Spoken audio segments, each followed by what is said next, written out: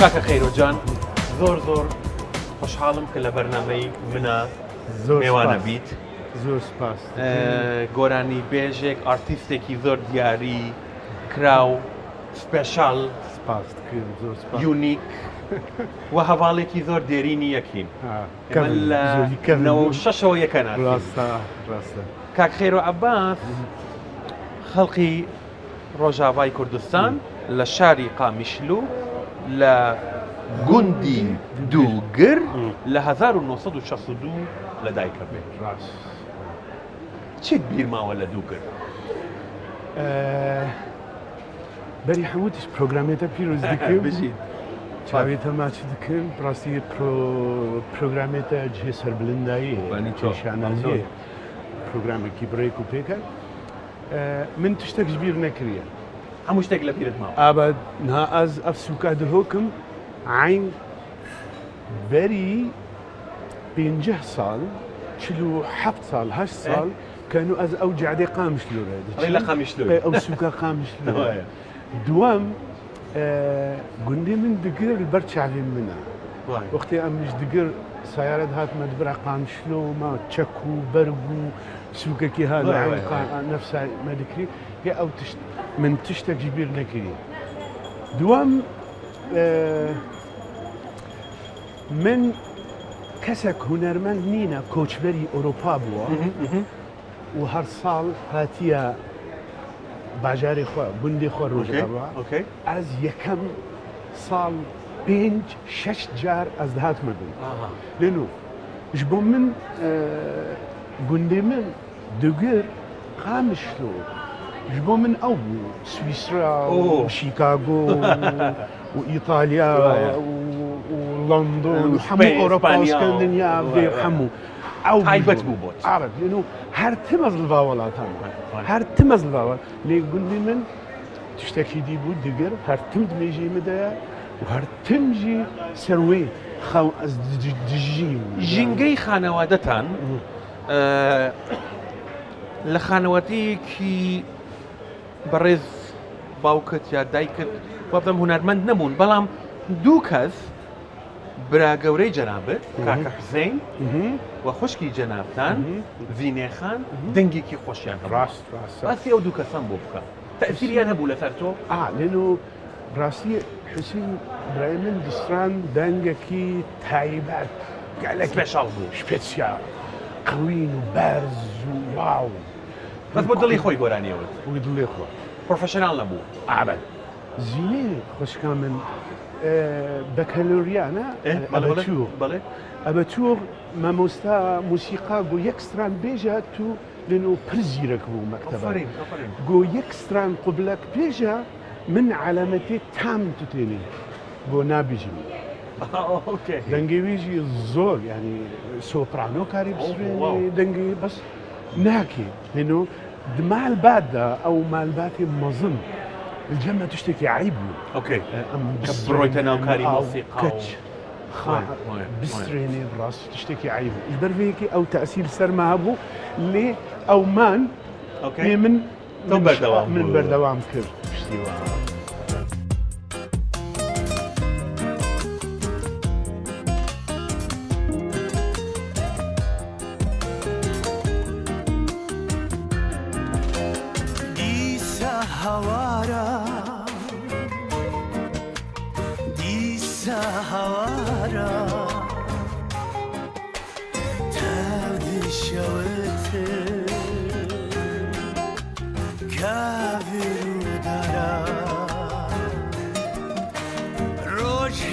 تناوي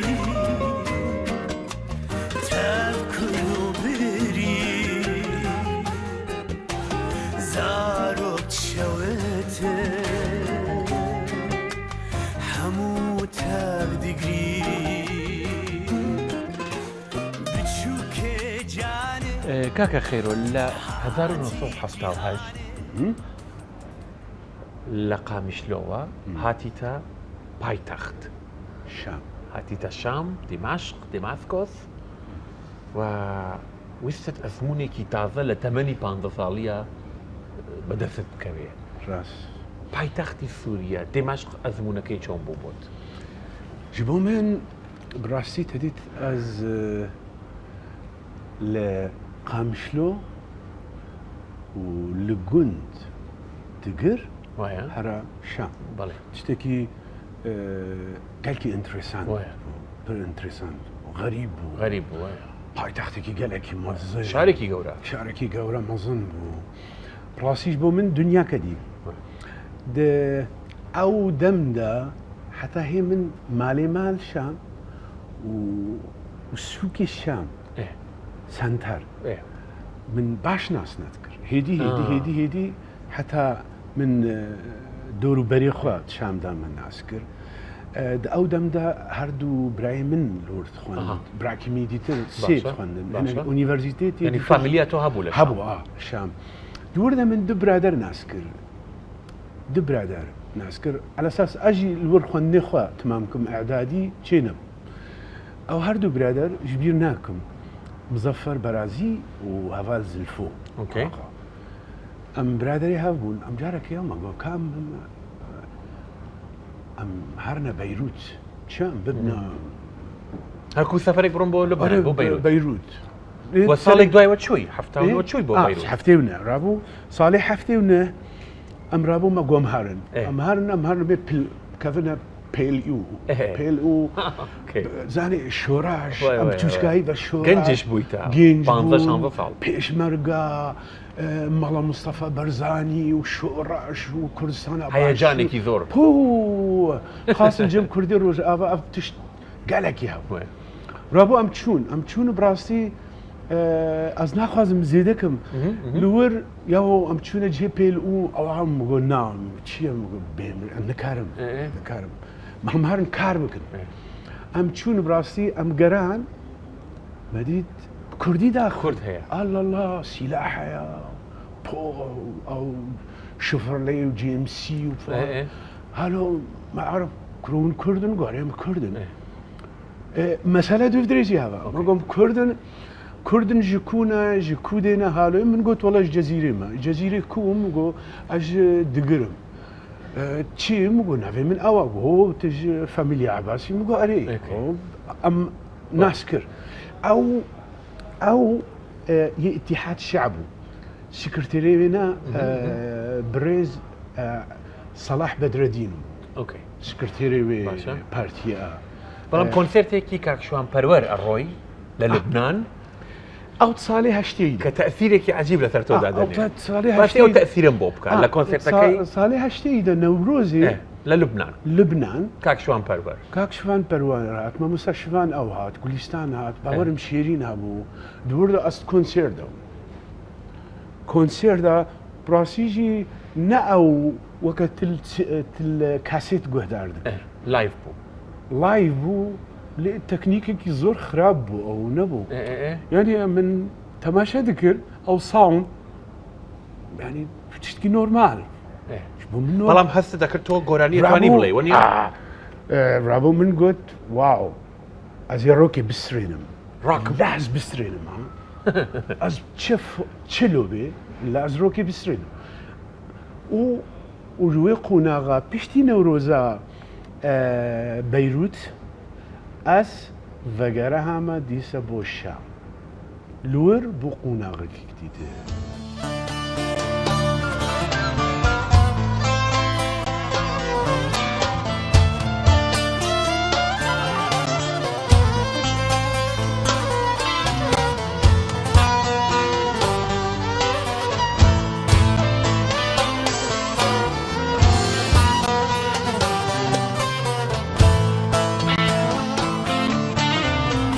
خەم لە خوا خراپ دەکە یارێ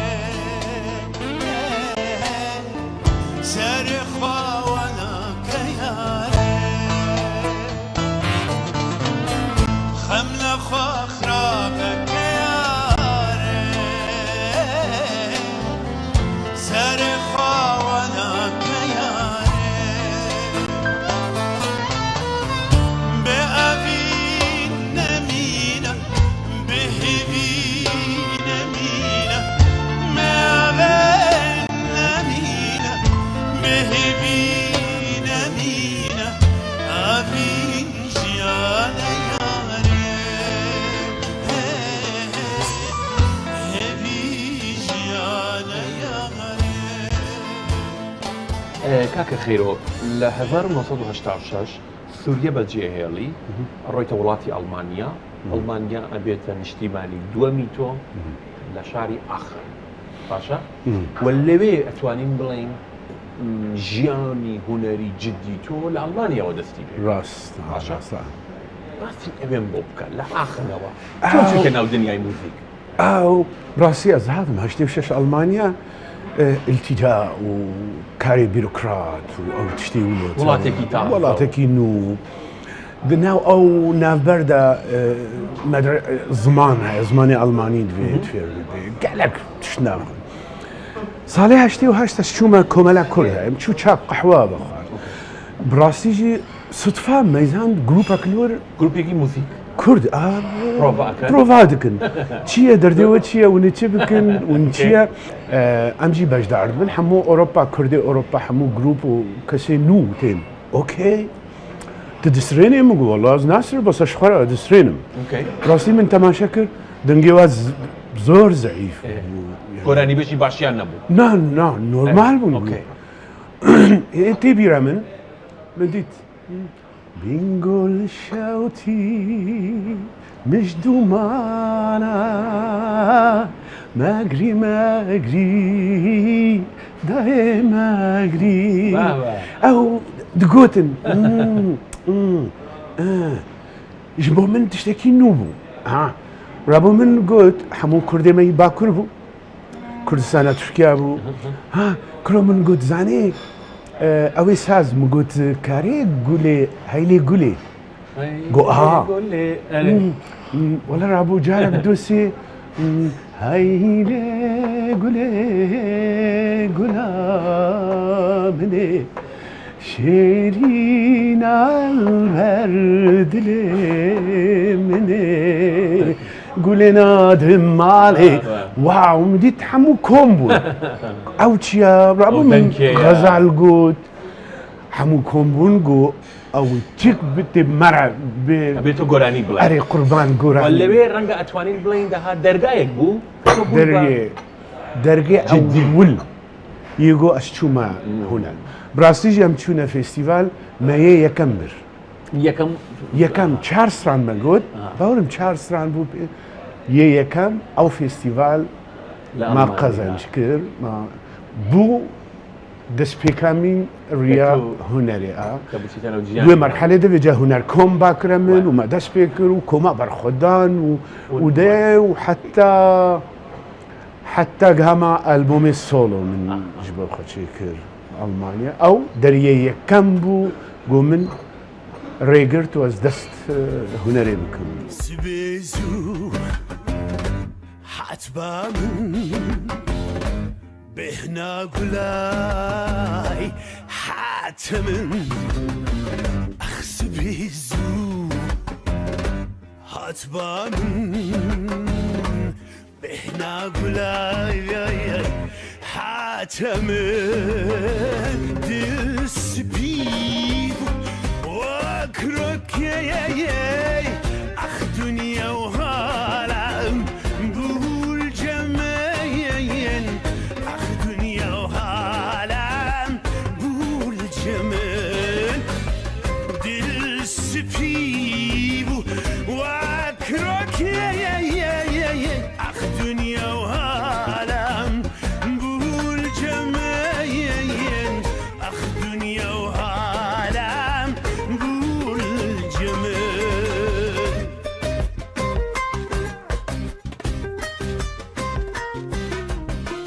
بێجگە زمانی کوردی تا ئێستا بیرت کردووە بە زمانێکی تر گۆرانی بڵێ عەرەبی یان ئەڵمانی ئەڵمانی نا پێ نەفکریم ئەڵمانی عەرەبی چی؟ لێ عەرەبی سترانێک هەبوو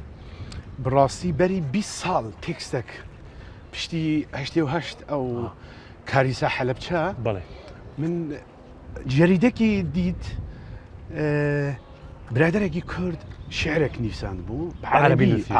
الجەم منە و لە ئەرشیفی منە ji salê not û çend bû not û şeşa pênce nizanim باشە ew dem ce min bû salê 2000 û ساڵی 2005 6 ستودیۆدا لە پیانۆ وەکو دێمۆیەکت مەمۆ لێدا ئەها. مەمۆگل و من گوت من ئاوسران گوت میلۆدی کولۆت سرێ من دەبوو یارە شعرەکە زۆر تەسیری گالەکی لێنو ڕنگ دوچی ینی تێکست های حتاتی حەلەبچەوەکە ژنێک کەچێک چیک دەکێ بژە من ئۆمپرۆڤیزا کرد ستودیۆدا ئۆکەی هێلجە منە ئەف ئەلبۆم من نکاری بوو بڕاستی ئەس ترسامش بۆ زمانی عەرەبی بۆ ترسایی؟ زۆر قووەتە زمانێکی زۆر قووەتە و زمانی من بەبەست کوردیە ترست لەوە بوو زمانی عەرەبیت زۆر باش نییە بۆ وتن زمانی عەرەبیە سەروێنا بەس ئەس نە پرۆبلێمە ئەوەی چی ببێ من گوت من تەجریبە ئەو کرد هێلجە منە دێمۆیلجە منە مێلۆدیکەت هەیە پچە سەرێ من لێ ئەو ژورە ژوورەیە نە لێ ئەتکارم قتعاک ژێرە بێژم أوكي. سيدتي امرأة عيونها مكحلة ضفائرها مسبلة سيدتي امرأة حلبت يا بقايا من حطب حلبت يا وسام قد وهام حلبت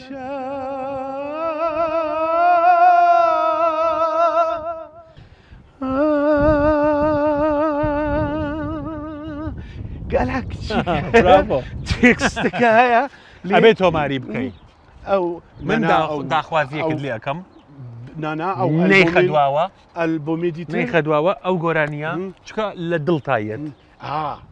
ئەو ئەحساس ئەو تعبیرە دیارە لە دڵتایەت يعني براستي وصفك عجيب ددي حلبشة ليه دريا خانم دا كاتشك خانم دبيجي انه نقري تفهم وتوني بحمل ببن وزاروك بي وحلبشة وجيان بكي وهيش بري تشيتر تشي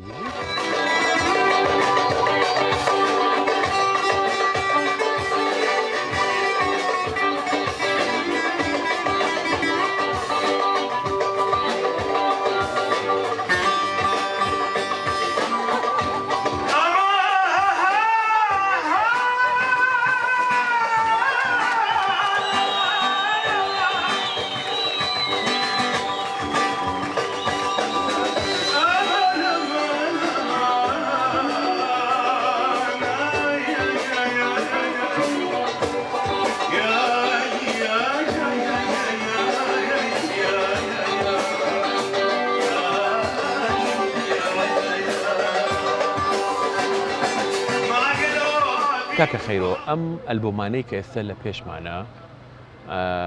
هەر هەمووی کاری بەڕێستانە ئەلبۆمەکانی جەنابتانە ئەلبۆمەکان لەلایەنی کۆمپانیەکانی جۆرا و جۆر بڵاو بووتەوە میر موزیک کۆم موزیک سێسپلاک بەتایبەت میر موزیک و کۆم موزیک لە ڕەوەندی مێژووی کاری هونەری جەنابەت ئەم دوو کۆمپانیە ڕۆڵێکی گرنگیان بینی و ئەمانە کارەکانی جەنابەتیان بڵاو کرد سەرجەم لە ئەتوانین بڵێن لە هەموو دنیا و لەناو هەموو بەشی کوردستانەکانی جۆرا و جۆر ڕاستی میر و کۆمم بۆ بکە ئەم دوو کۆمپانیە چۆن چه ڕۆڵێکیان بینی بۆ تۆ ڕاستی ji bo hunermendê Kurd بەڵێ میر موزیک و کۆم موزیک ڕۆڵێکی گەلێکی مەزن هەردوو کۆمپانیش لە باکووری کوردستان یەک ئۆرۆپا میر موزیک ئۆرۆپا بوو ئەڵمانیا بوو و کۆم موزیک باکوور لە باکوور ئیستانبول بەڵێ ینی هەردوو کۆمپانی کوردی بوون هەردوو کوردی بوون ئەلبۆمی من یەکەم غەریبۆ ینی من ئەمەیە ئەو پاسپۆرتا من یەکەم بوو يعني گەلێک جار هاتە چاپکردن گەلێک جار هات چاپ گەلێک جار هاتە چاپکردن دوام بوو پاسپۆرتا من هوەری ینی پێناسی تۆ بوو ئابەت ینی ساڵێکدا کارم بێژمەتە هەر چار پارچی کوردستان گوێیان لەو ئەلبۆمە بۆ ئەلبۆمە کرد و حتا نەهاژی ئەو سترانتێنە خستن کۆنسێردا میرمۆزیک کۆمۆزیک ئەو شرکت بوو پرۆدکسیۆنە بەلاکردنی هەبوو لە هەموو شاری کوردستان دگەرەها لە باکوور و بەلا دکرد هەر جهەک ئالبۆمە نو بۆ دەرکەوە دەردکرد پرۆدکسیۆن چی بوو لە هەر جهەکی کووردا کیژیان باژارێ باکووری کوردستان ئەو دکان لازمە کۆمۆزیک ئەلبۆمە نو هەرێ و دەهاتە فروتن خلاص بوو چاپتکردن دووەم میرمۆزیکل ئەوروپا دیشیاندا بۆ ئەمریکا و بۆ ئوسترالیا و بۆ لەندەن و بۆ هەموو ئەوروپا و سکەندەناڤیا و ئەمریکا یعنیش بۆ ما هونەرمەندێکی ئەنابێژم ئەو پەراژمەرە دهاتنا پەرە شۆڕەش و ڕەوشا کورد دەردێ من خەباتێکیش بۆ ملەتی خوا بکەن ینی گەلێک تشتی ژۆر و ژۆرد میژی مەدا هەبوون وەکە هونەرمەند ji ber vê yekê roleherî mezin ew rêklam û ew prodüksiyon û ew belakirina û bela dikirin û ne karekî hesanî bû rastî karekî gelkî zor bû ئەلبۆمی ئەخیرت مێ باسی ئەلبۆمی ئەم ئەخیرم بۆ بکەین کە ئەلبۆمێکی تایبەتە دلاڤا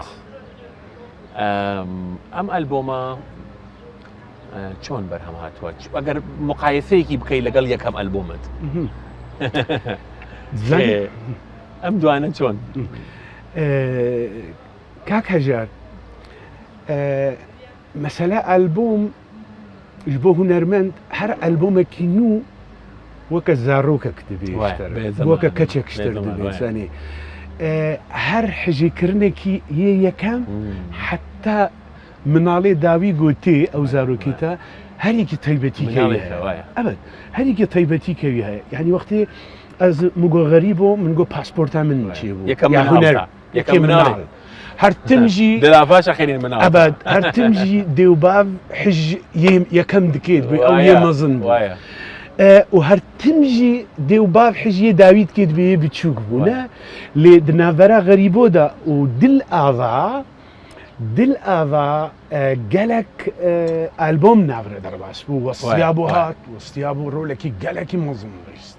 پر چاپ بوو میرمۆزیک سێس پلاک کۆمۆزیک گەلێک جار چاپکردن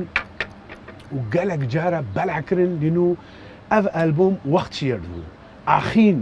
ڕۆلێکی پر لەیشت بارانە شەوێ واو کۆنسێرتادا پر لەیشت تو وەختی وێ نەهاتیە چەنێ بەری توژی ئەلبۆمەکەمی دیتر هەیە زۆرە الجە من نەبوو منانە ڕاستی بەردەستی من نەبوو ئەو نا منە بەڵام هەشت بەرهەمت هەیە هەشت بەرهەم هەیە هەر مناڵ ئەڤەت هەشت مناڵن هەشت کوڕ و کەچن نامە کوڕ و کەچ ئەم هەشت کوڕ و کەچە لە تەمەنی چەندێک تەمەنیانە بێت هەر هەمویان ینی لە یەکەم ئەلبۆم تا ئاخرین ئەلبۆم چەند ساڵە بێت ینی 98 2019 تا 2019 2008 2018 21 ساڵ 21 ساڵ ناسوودەما لێ دنیاێ ئەف حسرەتە هەردوو بەدایە ناسوودەما لێ دنیاێ ئەف حسرەتە هەردوو بەدایە بەندێ ئاخرەتێ دەستێکێ دەیە بەلا بقەتینێن قد غمتنا يا من وين ذاكر يا حسرين جواني مرن تاسكا بلا من ديا أسكلي كادنا برفدا أسستراد من لدا أسكلي كادنا برفدا أسستراد نفاد من لدا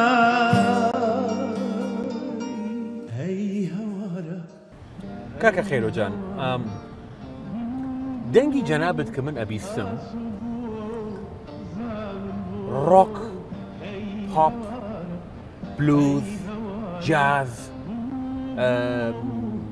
فولكي كردي دنج بيج هموي لناو حنجريتو لناو موزيكيتو هيا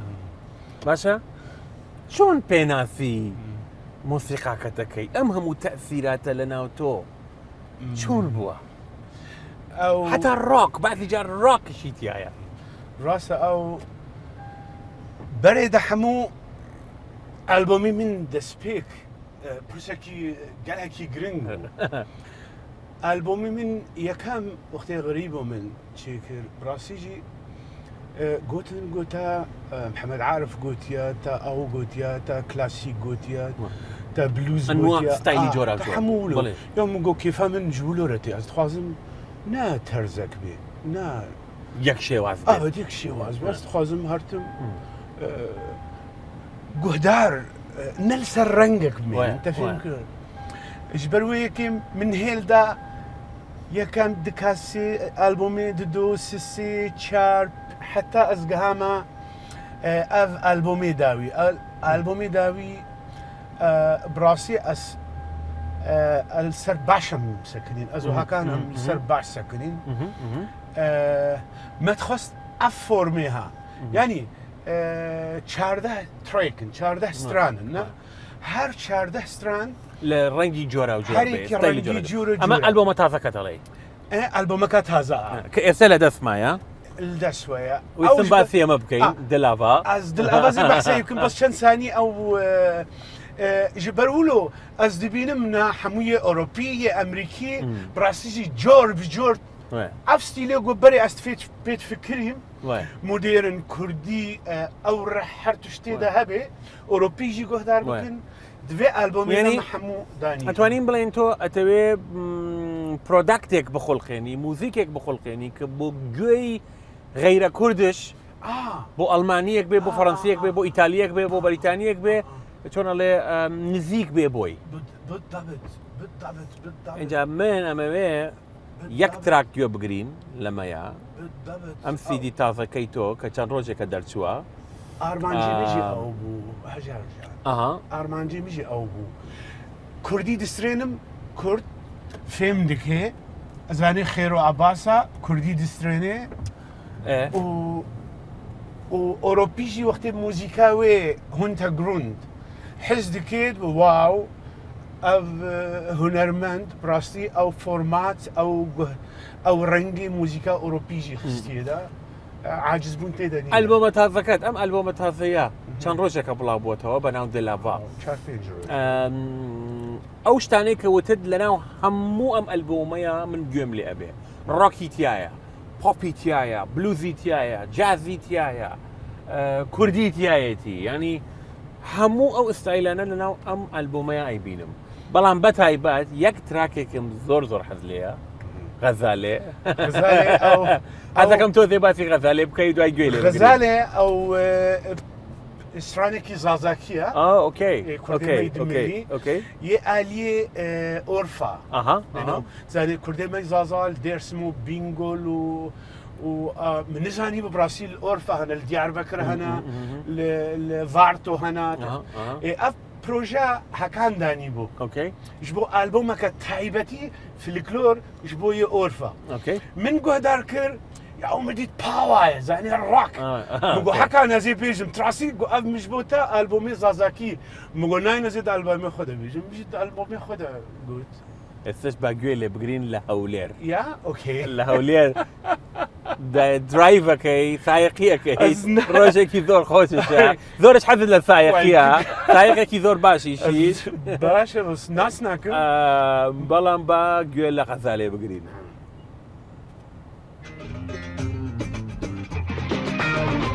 سلطان كل كونها هايل من غزالي سلطان كل كونها هايل من دلالي غزال شنا كونا قبل هايل من غزالي غزال شنا كونا قبل هايل من دلالي جهالا مشناينا هايل من غزالي جهالا مشناينا هايل من دلالي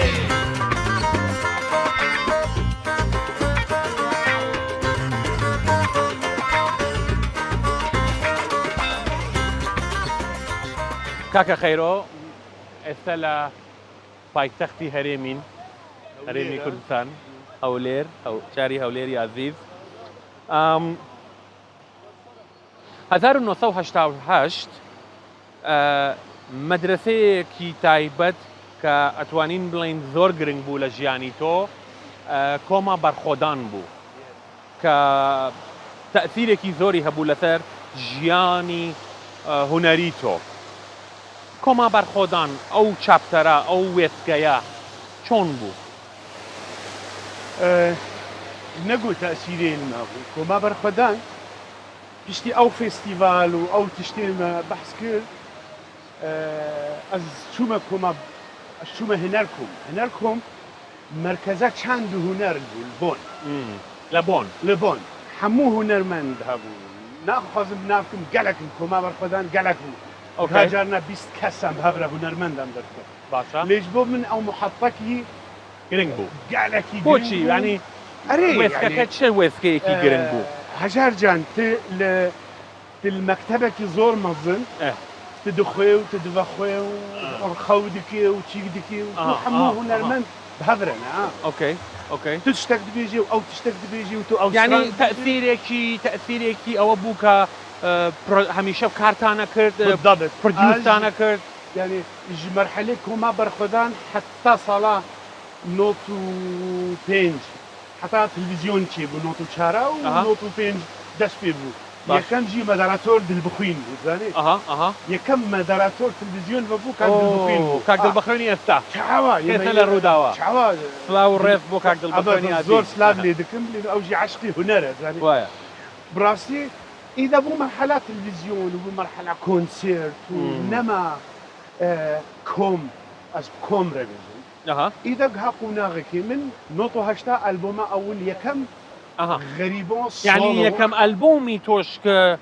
لقل أو جروب أبو كوما برخودان يعني أو مرة نبو صولو بو ألبوم بلام بيش بعد بيشي أو مكتبك بو كوما برخودان أم بهفرغ ستران شور حمو ستران شورشي نتوي ملت أبد نتوي وعشقا ملت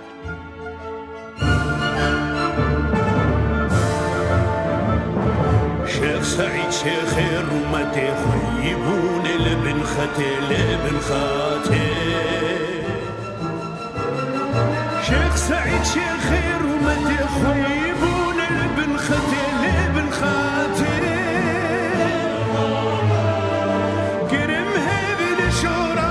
احسن نوري وعراراتي دنگه کردستان آرندم اسمه کشار و بندم من تو مر کردی رو کاغل پشمگه مسر بلندم من تو مر کردی رو کاغل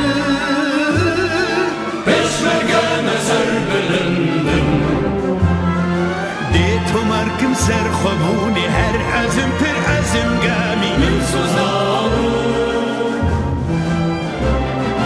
ايش مقاما ايش مقاما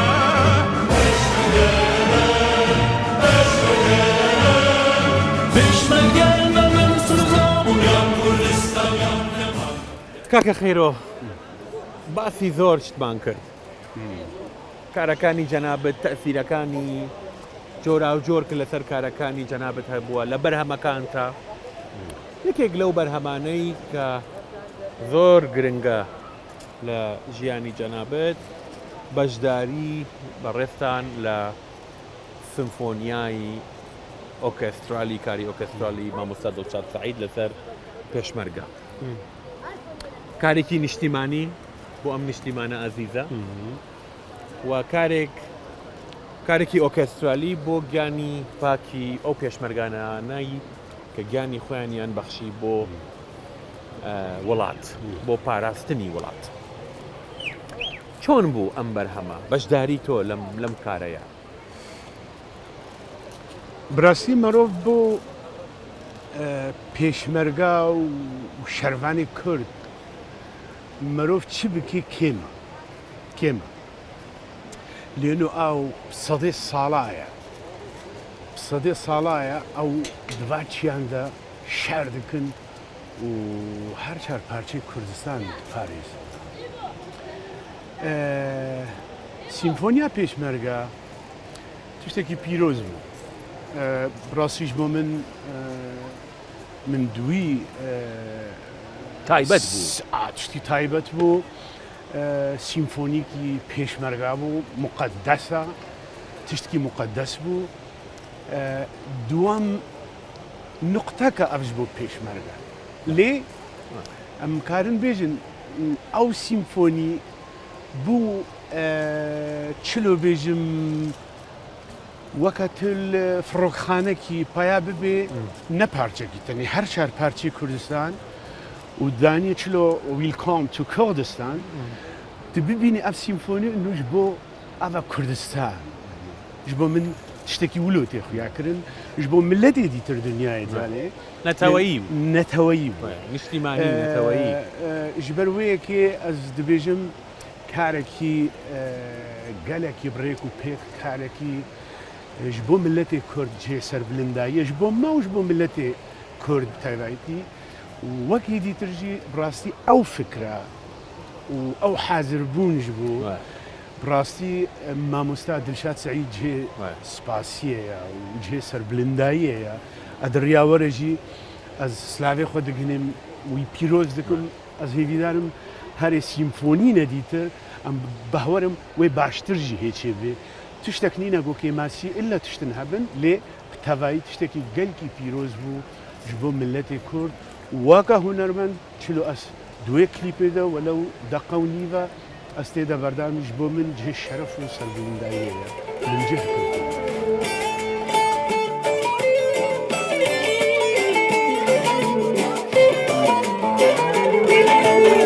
سانەکە وەسکیمە نام مەحکوم و خوێنیمە وەزئێ سین و گرتیمە سانەکە وەسکیمە نام مەحکوم و خوێنیمە وەزئێ سین و گرتیمە شکریە شکریە ئەمان ئەمان شکریە دەلالە دلێم شکریە ئەڵا سەرەکانی